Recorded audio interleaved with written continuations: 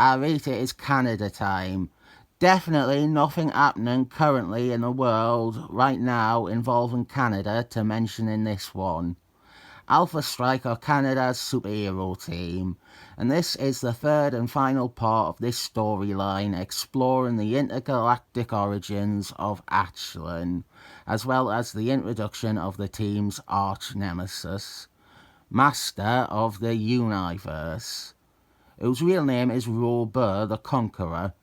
Thanks to a few subscribers who pointed that out. I am not as well read as you. I am too busy reading comics like this to read Jules Verne. Huh? Wait a minute. Have I picked up the wrong comic book? Have I grabbed an issue of Fantastic Force by mistake? This is Invisible Wife, and she is outfitted for colder climates.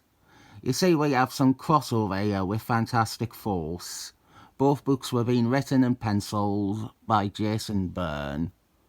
Over in Fantastic Force 260, a bloody good issue, we had subplot pages with Seaman, including a big splash page. Basically, some barbarian hordes showed up at SeaWorld's door begging for sanctuary, and Seaman went to investigate what caused them the surrender and pilgrimage. It's Byrne's secret Antarctic base. It is poisoning the waters and making the frogs gay. Seaman is felled by it.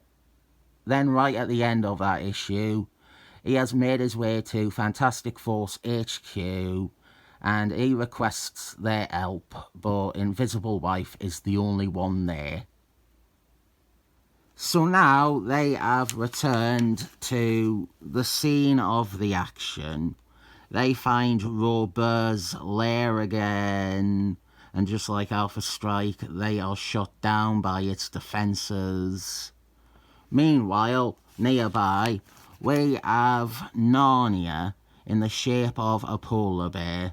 She enters the villain's base, and inside we have some of the rest of the team: Gladiator, Bigfoot, and Aurora Borealis. We have some character building with Aurora Borealis here. We dive into her split personality, and this was our full introduction and explanation of that. It's easy to forget. I think of the origin backup stories as what established the characters and their histories, and Aurora Borealis does have one of those in Alpha Strike 9 or 10. Her history in the horrible boarding school, and then Wolfman is there at the end with a stupid grin. That is something I find interesting about Alpha Strike. You don't get their origins up front. You have things like this scene, which is actually telling us rather than showing us.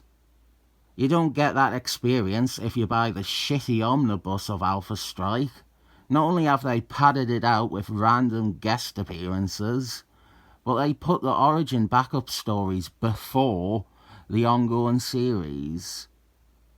How boring would a scene like this be if you've already read the backup from issue 9? You already know this. They're needlessly expositing for no purpose at all. Marvel's collections department are idiots who don't read their own publications. Here though, we do start setting up and arranging our dolls for the unlikely romantic pairing of Aurora Borealis and Bigfoot. They have already slept together once apparently, which is off-panel, or it was a guest appearance. They say it was in New York apparently, so that is why I suspect it was maybe a guest appearance in somewhere where maybe they were flirting. What you might find more interesting than these characters is a printing error on this page, the page on the right. The colour plates weren't set up correctly. Now, Seaman and Invisible Wife look like purple-skinned aliens. It's ridiculously hard to find actual physical scans these days, so I cannot assess or say if this was all versions or a batch. You might be seeing a scan now, I might have found one, but the bigger chance is that I didn't. This is the version featured in Fantastic Four Masterworks Volume 24. This issue is reprinted in that, and that will be the best coloured version of it. One of the quirks of Byrne is that he is Bill Burr's brother, isn't he? Byrne. But also, he is his lair. His lair is an extension of him. He was once a human, and now he is a humanoid construct that's artificial mind, controls his giant Arctic complex. Byrne has also captured Aisling. He is fixated on her origin and her species, and we get backstory on that now. It is also tied into Byrne and the ship that he found and he became a part of.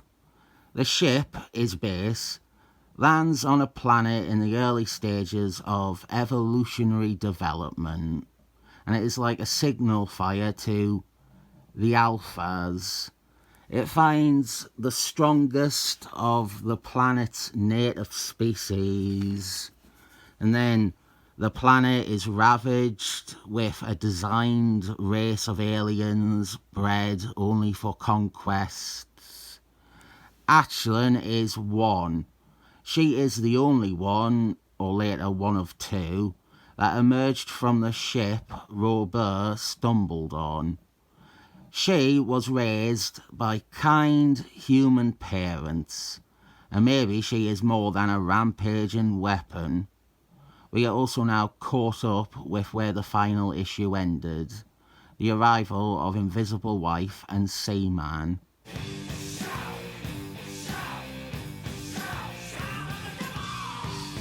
There he is, raging 15-year-old.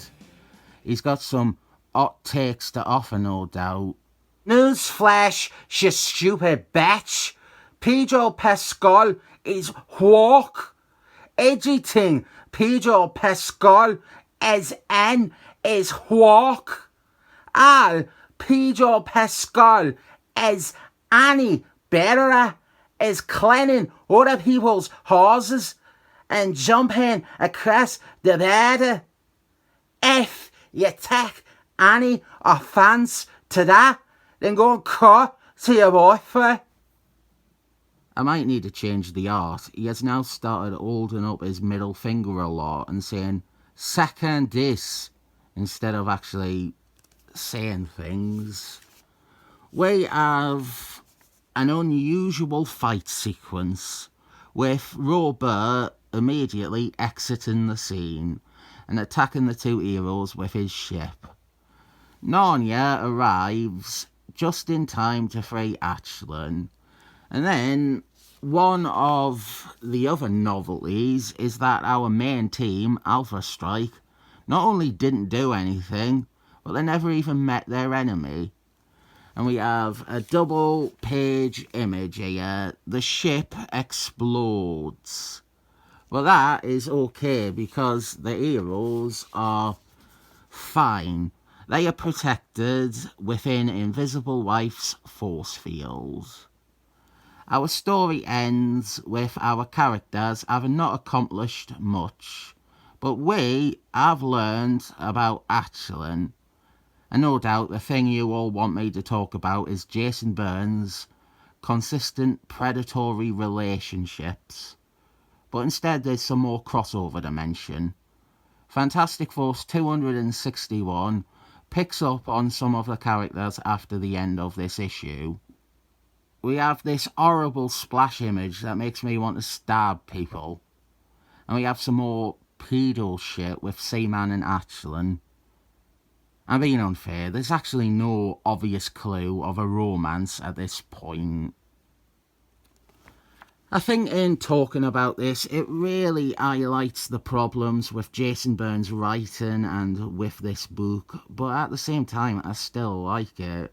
It feels different because we have had two issues with the team lost in a giant lair. It feels unique that they never come face to face with Robert.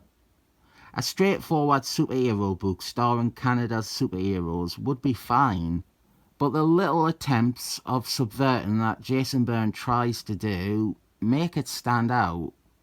I don't think Alpha Strike would have lasted longer than the Champions if it was without that special flavour of untraditional.